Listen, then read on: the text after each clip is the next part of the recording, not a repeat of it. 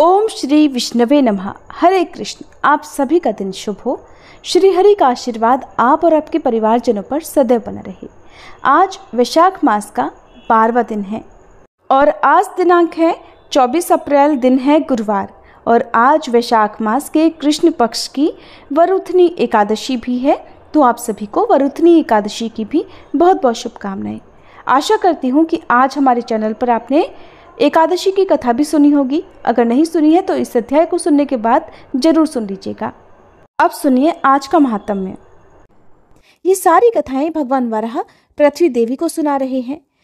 विवाह का वृतांत सुनने के बाद पृथ्वी देवी ने पूछा कि प्रभु, मुझे धारण करने वाले हे प्रियतम, कलयुग में आपका दर्शन किसको होगा और परम सुंदर विग्रह वाले भगवान श्रीनिवास का दर्शन भी किसे प्राप्त हो सकेगा, ये सब भी मुझे बतलाइए।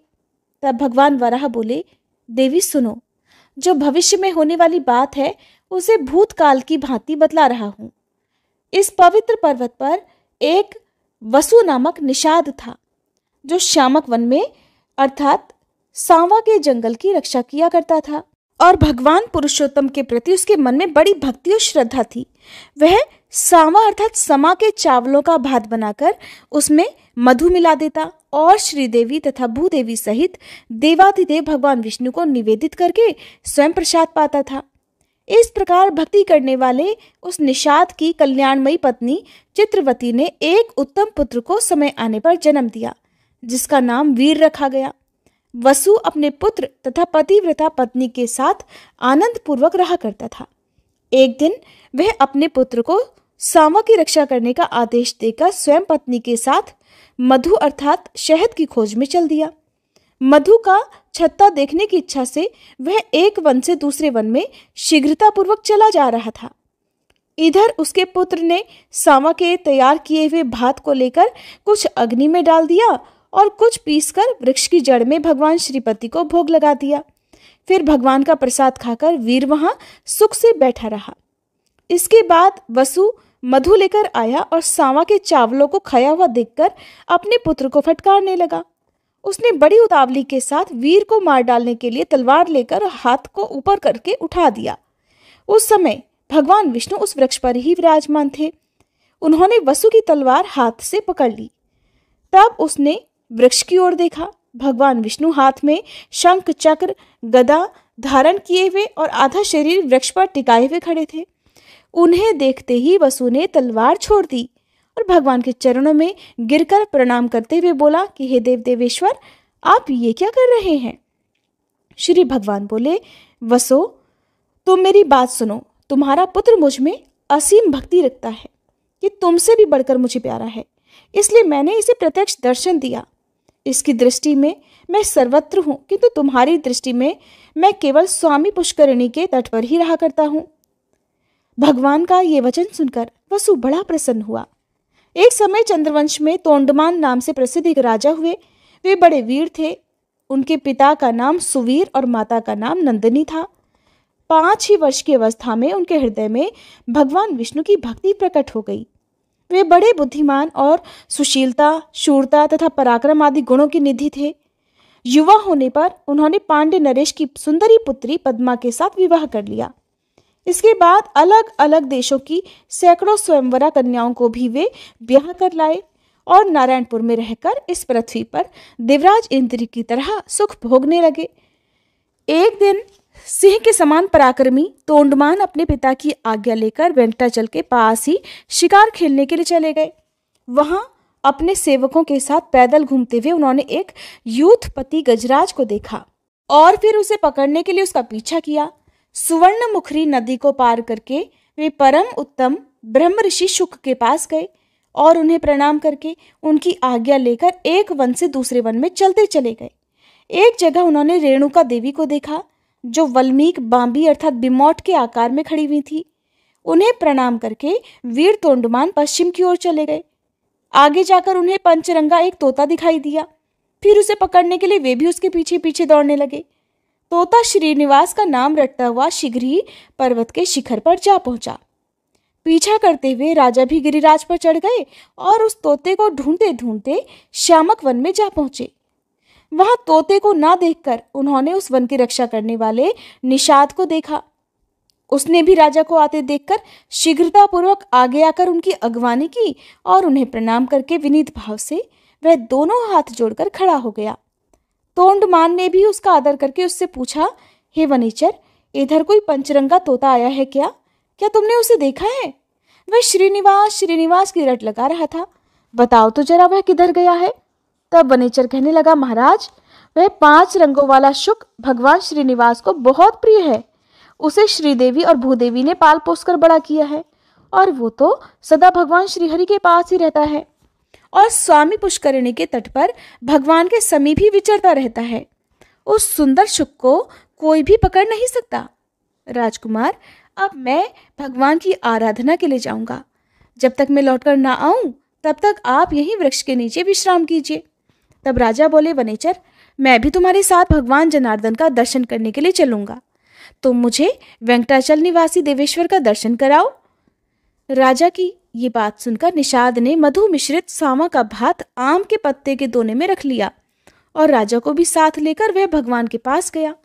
वहां राजा सहित विधि पूर्वक स्नान करके निषाद राज ने स्वामी पुष्करिणी के तट पर बिल्व वृक्ष के नीचे विराजमान भगवान विष्णु का राजा को दर्शन कराया। उनके श्री अंगों की कांति अलसी के फूलों की तरह श्याम थी। कमल दल के समान सुंदर और विशाल नेत्र थे। वे 4 भुजाओं से सुशोभित थे। उनके अंग अंग से उदारता प्रकट हो रही थी। मुखारविंद पर मंद मंद मुस्कान की छटा छा रही थी। उनके अंगों पर दिव्य पीतांबर शोभा पा रहा था। मस्तक पर किरीट और हाथों में कंगन आदि आभूषणों से उनकी शोभा और भी अधिक बढ़ गई थी। भगवान के दोनों पार्श्व में परम सुंदरी श्रीदेवी और भूदेवी विराज रही थी।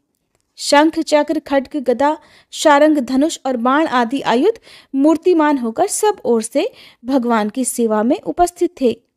इस प्रकार उन पुरुषोत्तम का दर्शन करके उन दोनों ने आनंद मगन होकर उन्हें प्रणाम किया और फिर निषाद ने भी मधु मिश्रित सांवा का भात भगवान को निवेदित किया। फिर राजा के साथ श्यामक वन में अपनी पवित्र पर्ण कुटी पर वह वापस लौट आया। राजा एक रात उसकी कुटी में रहे और सवेरे उठकर अपनी सेना के साथ पुनः नगर की ओर लौट गए।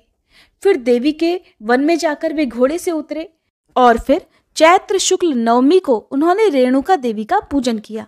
उनसे पूजित होकर देवी ने प्रसन्न होकर उन्हें वरदान दिया कि राजन, तुम्हारा राज्य निष्कंटक होगा, राजधानी तुम्हारे ही नाम से प्रसिद्ध होगी। मेरे समीप तुम दीर्घ काल तक राज्य करोगे और तुम्हारे ऊपर देवाधिदेव भगवान विष्णु का कृपा प्रसाद सदा बना रहेगा। इस प्रकार वरदान पाकर राजा पुनः शुक मुनि के आश्रम में गए और उन्हें प्रणाम करके उनके द्वारा सम्मानित होकर हर्ष को प्राप्त हुए। फिर उन्होंने प्रसन्न मन से मुनि से कहा, हे महर्षि, आप कमल सरोवर का महात्म्य बतलाइए। श्री शुक मुनि कहने लगे, राजन, यह कमल सरोवर नामक तड़ाग सभी पापों का नाश करने वाला है। कीर्तन, स्मरण और स्नान करने से ये मनुष्यों को इस पृथ्वी पर लक्ष्मी प्रदान करने वाला होता है। तुम भी इसमें स्नान करके अपने पिता के समीप चले जाओ। शुक मुनि का ये वचन सुनकर राजकुमार ने कमल सरोवर में स्नान किया और मुनि को प्रणाम करके घोड़े पर सवार होकर अपने नगर को प्रस्थान किया। पिता ने तोंडमान को 3 वर्ष के लिए युवराज बनाकर देख लिया कि मेरे पुत्र में प्रजा को प्रसन्न रखने की योग्यता, सामर्थ्य, पराक्रम, शौर्य, सुशीलता और ब्राह्मण भक्ति है। तब उन्होंने मंत्रियों से सलाह करके विधि पूर्वक पुत्र का राज्याभिषेक किया और उन्हें अपने पद पर स्थापित करके उनकी अनुमति लेकर राजा सुवीर वन में चले गए। तोंडमान ने यह विशाल साम्राज्य पाकर फिर धर्मपूर्वक राज्य किया। वराह भगवान कहते हैं कि एक दिन निषाद राज वसु तोंडमान के द्वार पर आया। द्वारपालों से उसके आगमन की सूचना पाकर महाराज ने उसे दरबार में बुलाया और मंत्रियों के साथ पुत्र और परिवार सहित उसका स्वागत सत्कार किया। इसके बाद प्रसन्न होकर उन्होंने वसु से पूछा कि वनेचर, किस कार्य से आपका यहाँ आगमन हुआ है? वसु ने कहा, राजन, मैंने वन में एक बड़े आश्चर्य की बात देखी है, उसे सुनिए। रात में कोई सफेद रंग का वाराह आकर मेरा सांवर चरने लगा। तब मैंने हाथ में धनुष लेकर उसका पीछा किया। खदेड़ने पर वह वायु के समान तेज गति से भागा और मेरे देखते ही देखते स्वामी पुष्करिणी के तट पर वल्मीक में घुस गया। तब मैंने क्रोधित होकर उस वल्मीक को खोदना आरंभ कर दिया। इतने में ही मूर्छित होकर मैं पृथ्वी पर गिर पड़ा। उसी समय मेरा यह पुत्र वहां पर आ गया और मुझे पृथ्वी पर मूर्छित होकर पड़ा हुआ देख पवित्र होकर देवाधिदेव भगवान मधुसूदन की स्तुति करने लगा। तब भगवान वराह का मुझ में आवेश हुआ और उन्होंने मेरे पुत्र से कहा, निषाद राज, तुम शीघ्र ही राजा के पास जाकर मेरा सारा वृतांत उनसे कहो। राजा काली गऊ के दूध से अभिषेक करते हुए इस वल्मीक को धो डालें, तब इसके भीतर एक परम सुंदर शिला दिखाई देगी। उसे लेकर किसी कारीगर से मेरी मूर्ति बनवाएं, जिसमें मैं भूदेवी को अपने बाएं अंक में लेकर खड़ा रहूं और मेरा मुख सूकर के समान हो। मूर्ति तैयार हो जाने पर बड़े बड़े मुनीश्वरों और वैखानस महात्माओं द्वारा उसकी स्थापना कराकर स्वयं तोंडमान भी उसकी पूजा करें। ऐसा कहकर भगवान वराह ने मुझे छोड़ दिया और फिर भी उसके बाद मैं स्वस्थ हो गया। देवाधिदेव भगवान वराह आपसे क्या कराना चाहते हैं, यही बतलाने के लिए मैं यहाँ आया हूँ। राजा तोंडमान भी ये सुनकर बहुत प्रसन्न हुए और हैरान भी हुए। इसके बाद पुष्कर आदि मंत्रियों के साथ कार्य का निश्चय करके वेंकटाचल जाने का विचार किया गया और सभी ग्वालों को बुलाकर कहा कि हे गोपगणों, जितनी भी मेरी काली और कपिला गौवें हैं, उन सबको बछड़ों सहित वेंकटाचल के पास लेकर आओ। गोपों को ऐसी आज्ञा देकर राजा ने मंत्रियों को सूचित किया कि कल ही यात्रा करनी है। इसके बाद सभी प्रजा को विदा करके जितेंद्र राजा ने अंतःपुर में प्रवेश किया और अपनी पत्नियों से वराह जी की ये कथा सुनाकर वे रात में वहीं सो गए। सपने में भगवान श्रीनिवास ने राजा को बिल का मार्ग दिखाया और उनके नगर से लेकर बिल के अंत तक मार्ग में पल्लव बिछा दिए। राजा ये स्वप्न देखकर जब सवेरे उठे तब उन्होंने शीघ्र ही मंत्रियों, प्रजाओं और ब्राह्मणों को भी बुलाया। उन सब से अपना देखा हुआ सपना सुनाकर जब उन्होंने दरवाजे पर दृष्टि डाली तब वहां पल्लव ही पल्लव बिछे हुए दिखाई दिए। तब उपयुक्त मुहूर्त में घोड़े पर सवार होकर राजा तोंडमान घर से चले और बिल के पास पहुंचकर वहीं उन्होंने नगर बनाया। उस समय देवाधिदेव भगवान ने स्वयं राजा को यह आदेश दिया, अर्थात संकेत किया कि इमली और चंपा ये दो वृक्ष बहुत उत्तम हैं, इनका पालन करो। इमली मेरा आश्रय है और चंपा लक्ष्मी जी का स्थान है। इसलिए राजाओं, ऋषियों, देवताओं तथा मनुष्यों को इन दो वृक्षों की सदा ही वंदना करनी चाहिए। तोंडमान से ऐसा कहकर भगवान विष्णु मौन हो गए। उनका वचन सुनकर राजा ने चहारदीवारी बनवाई और वैखानस कुल के मुनियों से पूजन कराया। वे प्रतिदिन बिल के मार्ग से आकर भगवान को प्रणाम करते और लौट जाते थे। उन्होंने उत्तम भोग भोगते हुए धर्मपूर्वक राज्य किया। इसी समय दक्षिण देश के एक श्रेष्ठ ब्राह्मण गंगा स्नान के लिए पत्नी सहित घर से चले। मार्ग में ही ब्राह्मणी गर्भवती हो गई। उसे इस दशा में देखकर और अपने साथ चलने में असमर्थ जानकर ब्राह्मण देवता राजा के द्वार पर आए। द्वारपाल से उनके आगमन की सूचना पाकर फिर राजा ने उन्हें दरबार में बुलाया और उनकी विधिपूर्वक पूजा करके उनसे कुशल समाचार पूछा कि हे ब्राह्मण, आपके आने का क्या कारण है, बताइए, मैं आपकी किस आज्ञा का पालन करूं। फिर ब्राह्मण ने कहा, हे राजन, मैं वशिष्ठ कुल में उत्पन्न वीर शर्मा नामक सामवेदी ब्राह्मण हूँ। घर से गंगा स्नान करने के लिए पत्नी को साथ लेकर निकला था। मार्ग में ये गर्भवती हो गई। यह कुशिक वंश की कन्या और बड़ी पुण्यशालिनी है। इसका नाम लक्ष्मी है। ये बड़ी सुशील और पतिव्रता है। इसे मैं आपके घर में रखकर अपना व्रत पूर्ण करना चाहता हूँ। महाराज, इसलिए जब तक मैं लौटकर ना आऊं तब तक आप इसकी रक्षा करें। ब्राह्मण की बात सुनकर राजा ने 6 महीने के लिए चावल और धन देकर ब्राह्मणी के लिए अंतःपुर में एक घर दे दिया। अपनी पत्नी को वहां रखकर वह ब्राह्मण प्रसन्नतापूर्वक गंगा स्नान के लिए चले गए। उत्तम क्षेत्र प्रयाग में भागीरथी गंगा के तट पर पहुंचकर उन्होंने स्नान किया। वहां से काशी की यात्रा की और वहां भी 3 दिनों तक रहकर वे गया चले गए। वहां उन श्रेष्ठ ब्राह्मणों ने अपने पितरों का श्राद्ध किया। इसके बाद अयोध्यापुरी की यात्रा करके वे बद्रिकाश्रम को गए। फिर शालिग्राम तीर्थ का दर्शन करके अपने देश की ओर लौटे। इसी में उन्हें 2 वर्ष बीत गए। वैशाख मास की शुक्ल पक्षीय एकादशी तिथि को वे पुनः राजा के पास गए। राजा ब्राह्मणी को भूल गए थे। उन्होंने इसके बाद उसका कभी स्मरण ही नहीं किया। ब्राह्मणी भी स्वाभिमानिनी थी। 6 महीने बाद जब अन्न समाप्त हो गया तो समाप्त होने के बाद भी वह मांगने नहीं गई, क्योंकि मांगने पर ब्राह्मणी का स्वाभिमान आड़े आ रहा था। ब्राह्मणी ने सोचा, जब राजा ने ही मुझे 6 महीने का अनाज देने के बाद मेरी सुध नहीं ली तो मैं भला मांगने क्यों जाऊं। घर में ही मरकर वह बेचारी सूख गई थी। इसके बाद वीर शर्मा ब्राह्मण ने गंगा जल की पिटारी खोलकर एक शीशी गंगा जल राजा को भेंट किया और पूछा, हे राजन, मेरी धर्मपत्नी कुशल से तो है ना? तब राजा ने ब्राह्मण को स्मरण करके कहा, अच्छा, आप ठहरिए, मैं अभी आता हूं। ऐसा कहकर उन्होंने अंतःपुर में जाकर देखा तो वह ब्राह्मणी तो अपने घर में ही मर गई थी। ब्राह्मण को ये बात न बताकर राजा ने उसी उत्तम बिल में प्रवेश किया और श्रीदेवी तथा भूदेवी सहित भगवान श्रीनिवास का दर्शन करने के लिए वे वेंकटाचल पर गए। राजा को अचानक आता देख श्रीदेवी और भूदेवी दोनों छिप गईं। उन्हें प्रणाम करते देख भगवान ने पूछा, हे राजन, ये असमय तुम्हारा आगमन यहाँ कैसे हुआ? तब राजा ने भयभीत होकर उस ब्राह्मणी की मृत्यु का सारा वृतांत कह सुनाया, जिसे सुनकर देवादिदेव भगवान विष्णु ने कहा, राजन, उस श्रेष्ठ ब्राह्मण से भय मत करो। तुम ब्राह्मणी के शव को डोली में बिठाकर अपनी रानियों के साथ यहाँ लेकर आओ और मेरे निवास स्थान में पूर्व भाग में जो अस्थि सरोवर है उसी में द्वादशी को स्नान कराओ। वह सरोवर अपमृत्यु का निवारण करने वाला है। उसमें स्नान करके वह ब्राह्मणी पुनर्जीवित हो जाएगी और अन्य स्त्रियों के साथ ही सरोवर से बाहर निकलेगी। फिर उसका ब्राह्मण के साथ संयोग होगा। भगवान श्रीनिवास का ये वचन सुनकर राजा ने फिर जो कुछ भी किया उसका वृतांत भक्तजनों आप सभी आने वाले अध्याय में सुनिएगा। अब सुनिए श्री विष्णु चालीसा पाठ, आरती और अंत में क्षमा प्रार्थना। श्री विष्णु चालीसा पाठ। विष्णु सुनिए विनय सेवक की चितलाए, कीरत कुछ वर्णन करूं दीजे ज्ञान बताए। नमो विष्णु भगवान खरारी, कष्ट नशावन अखिल बिहारी। प्रबल जगत में शक्ति तुम्हारी, त्रिभुवन फैल रही उजियारी। सुंदर रूप मनोहर सूरत, सरल स्वभाव मोहिनी मूरत। तन पर पीतांबर अति सोहत, वैजंती माला मन मोहत।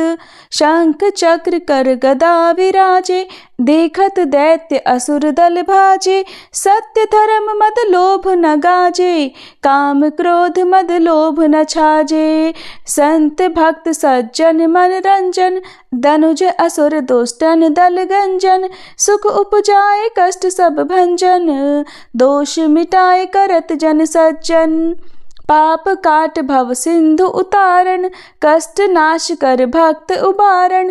करत अनेक रूप प्रभु धारण, केवल आप भक्ति के कारण।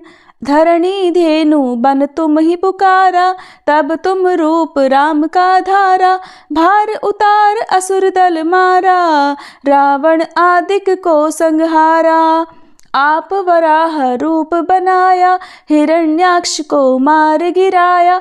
धर्मत्स्य तन सिंधु बनाया, 14 रत्नन को निकलाया। अमिलख असुरन द्वंद मचाया, रूप मोहिनी आप दिखाया। देवन को अमृत पान कराया, असुरन को छवि से बहलाया। कूर्म रूप धर सिंधु मझाया, मंदराचल गिरि तुरत उठाया। शंकर का तुम फंद छुड़ाया, भस्मासुर को रूप दिखाया। वेदन को जब असुर डुबाया, कर प्रबंध उन्हें ढूंढवाया। मोहिनी बनकर खल ही नचाया, उस ही कर से भस्म कराया। असुर जलंधर अति बलदाई, शंकर से उनकी लड़ाई। हार पार शिव शकल बनाई, कीन सती से छल खल जाई। सुमिरन कीन तुम्हें शिव रानी, बतलाई सब विपत कहानी। तब तुम बने मुनीश्वर ज्ञानी, वृंदा की सब सुरति भुलानी। देखत तीन दनुज शैतानी, वृंदा आए तुम्हें लपटानी। हो स्पर्श धर्म क्षति मानी, हना असुर उर शिव शैतानी। तुमने ध्रुव प्रहलाद उबारे, हिरणाकुश आदिक खल मारे। गणिका और अजामिल तारे, बहुत भक्त भव सिंधु उतारे। हरहु सकल संताप हमारे, कृपा करहु हरि सिरजनहारे। देखहु मैं निज दर्श तुम्हारे, दीन बंधु भक्तन हितकारे। चाहता आपका सेवक दर्शन, करहु दया अपनी मधुसूदन। जानू नहीं योग्य जब पूजन, होए यज्ञ स्तुति अनुमोदन। शील दया संतोष सुलक्षण, विदित नहीं व्रत बोध विलक्षण। करहु आपका किस विधि पूजन, कुमति विलोक होत दुख भीषण। करहु प्रणाम कौन विधि सुमिरन, कौन भांति मैं करहु समर्पण। सुर नर मुनि करत सदा सेवकाई, हर्षित रहत परम गति पाई। दीन दुखिन पर सदा सहाई, निज जन जान लेव अपनाई। पाप दोष संताप नशायो, भव बंधन से मुक्त कराओ। सुत संपत्ति दे सुख उपजाओ, निज चरणन का दास बनाओ। निगम सदा ये विनय सुनावे, पढ़े सुने जो जन सुख पावे। प्रिय श्रोताओ, आइए अब हम सब मिलकर भगवान श्री लक्ष्मी नारायण जी से क्षमा प्रार्थना करें। हे सच्चिदानंद परम करुणामय भगवान विष्णु, हे लक्ष्मी नारायण भगवान, आप सबके अंतःकरण में वास करने वाले सर्वज्ञ, सर्वशक्तिमान और अनंत दयालु हैं। मैं आपकी इस अज्ञानमय बालिका ने जीवन के पथ पर चलते हुए अनगिनत बार अपने विचारों, वचनों और कर्मों से जाने अनजाने पाप, त्रुटियां और अपराध किए हैं। हे प्रभु, कभी किसी के साथ कटु व्यवहार किया, कभी अहंकार में कुछ ऐसा बोल गई जो आपकी मर्यादाओं के विरुद्ध था। कभी क्रोध आया, कभी मोह ने भरमाया और कभी लोभ ने मुझे आपके पथ से डगमगाया। परंतु प्रभु, आप तो क्षमाशील हैं। आप तो उसी को उठाते हैं जो गिर गया हो, उसी को थामते हैं जो भटक गया हो। हे श्री हरि, मैं स्वीकार करती हूँ कि मेरी बुद्धि संकीर्ण है, मन चंचल है, इंद्रियां आकर्षणों में बहक जाती हैं, परंतु मेरा हृदय बार बार आपके श्री चरणों की ओर ही लौट आता है। हे प्रभु, मैं आपकी शरण में हूँ। आपके बिना मेरा कोई सहारा नहीं, कोई गति नहीं। मुझ में यदि कोई गुण है तो वह आपके चरणों की भक्ति है। मुझ में यदि कोई शक्ति है तो वह आपके नाम का स्मरण है। आपकी कृपा के बिना मैं कुछ भी नहीं। इसलिए हे करुणा सिंधु, कृपया मुझ पर दृष्टि डालिए, मेरे समस्त पापों को क्षमा कर दीजिए, मुझे अपनी भक्ति में दृढ़ बनाइए और अपने प्रेम में बांध लीजिए। मैं न योग जानती हूँ, न यज्ञ, न तप, न व्रत। मैं तो केवल एक बात जानती हूँ कि आप मेरे हैं और मैं आपकी हूँ। यही संबंध मेरी आत्मा की अंतिम पहचान है। सभी प्रेम से बोलिए श्री कृष्ण भगवान की जय, श्री लक्ष्मी नारायण भगवान की जय।